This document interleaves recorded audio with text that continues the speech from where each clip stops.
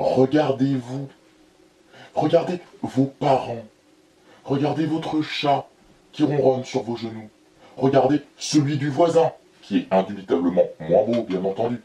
Regardez votre chien qui ne sait faire qu'aboyer, manger des croquettes. Bah tiens, regardez l'oiseau qui vient de se cracher contre la fenêtre. Comment diable en sommes-nous arrivés à un tel niveau de diversité du vivant?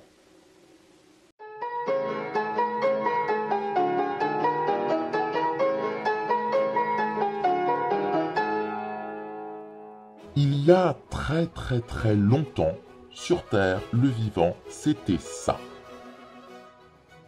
Aujourd'hui, il est composé d'un nombre proprement hallucinant d'espèces et de sous-espèces, toutes plus différentes les unes que les autres. Mais comment a-t-on pu en arriver là? Allons d'abord chercher du côté de la génétique. Dans l'ADN d'un organisme, il y a tout un tas de gènes, et certains ont des séquences très similaires. Cette ressemblance vient du fait que ces gènes ne sont ni plus ni moins que les descendants d'un unique gène ancestral commun. On parle alors de famille multigénique. Pareil, on peut trouver de grandes ressemblances entre des gènes provenant d'organismes différents. Ces gènes sont ainsi les dérivés de gènes ancestraux présents chez l'ancêtre commun à ces différents organismes. On parle de molécules homologues. Avec ça, on voit bien que ce sont des mutations génétiques ponctuelles qui, peu à peu, à partir des tout premiers êtres vivants, ont donné le vivant d'aujourd'hui.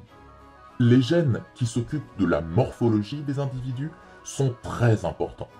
En ce qui concerne la diversification du vivant, il suffit de quelques mutations pour voir apparaître ou disparaître des membres, un organe changer de place ou le bec d'un oiseau devenir beaucoup plus gros. Les mutations de ces gènes peuvent ainsi impacter son intensité d'expression, sa zone d'expression et sa chronologie d'expression. Est-ce que le gène s'exprime beaucoup? Où est-ce qu'il s'exprime? Et sur quelle période? On peut prendre l'exemple des gènes du développement. Ils gèrent la position des organes durant le développement embryonnaire. Quelques mutations et la morphologie de l'individu à naître peut être singulièrement modifiée. Les mutations des gènes ont donc une part importante dans la diversification du vivant. Mais pour diversifier l'information génétique, il y a d'autres moyens. Des bactéries qui s'échangent carrément des bouts de gènes entre elles, ou encore une espèce qui va intégrer à son génome un bout de génome venant d'une autre espèce. Ça, c'était au niveau génétique. Mais on peut diversifier le vivant sans modifier les gènes. Prenez certaines populations de singes à qui des chercheurs jetaient du blé sur la plage. Eh bien, elles ont appris à prendre le mélange de sable et de blé et à le jeter dans l'eau de mer. Le sable coule, le blé flotte et c'est beaucoup plus facile à trier.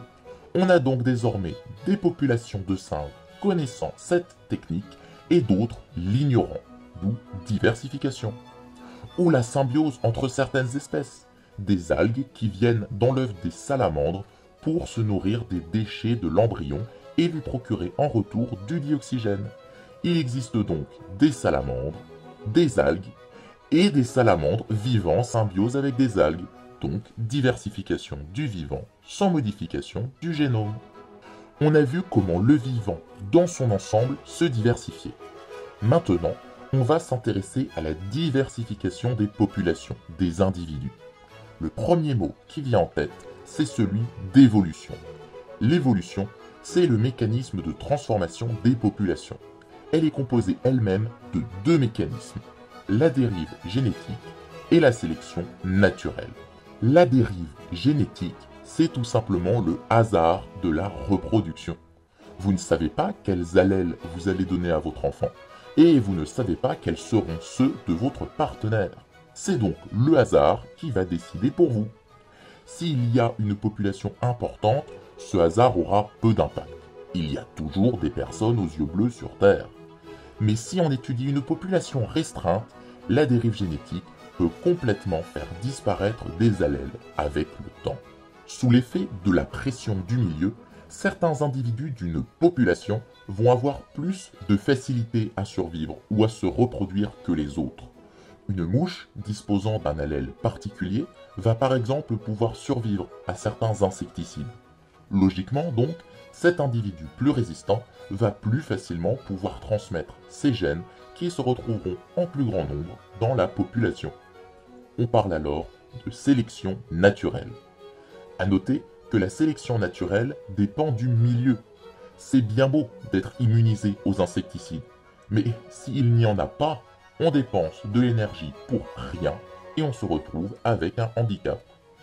Maintenant que nous avons vu comment se diversifient les populations, nous allons voir comment se diversifient les espèces.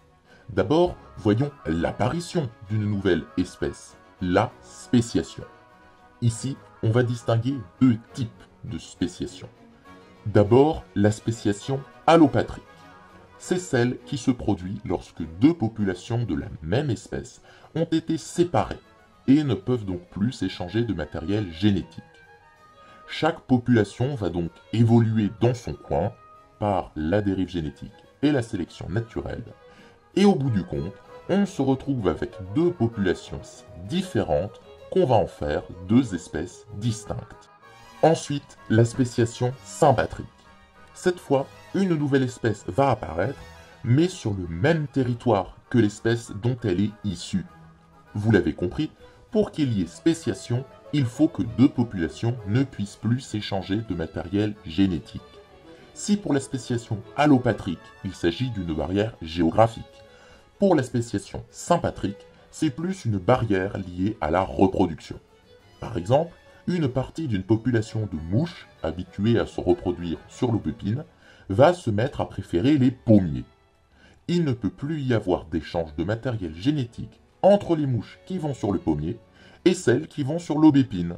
Et au bout du compte, il y a spéciation.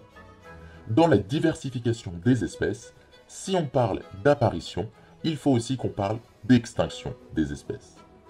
Une espèce peut s'éteindre suite à la disparition du dernier individu, le dodo par exemple, ou par assimilation, c'est-à-dire qu'elle va se reproduire avec une autre espèce et donner des hybrides. Ça, ce sont des extinctions locales. Il existe aussi des extinctions globales sur toute la planète, qui ont généralement des causes géologiques ou volcaniques, comme celle bien connue des dinosaures. En tout, la Terre a connu 5 extinctions globales au cours de son histoire. Et là, vous avez l'essentiel. En bref,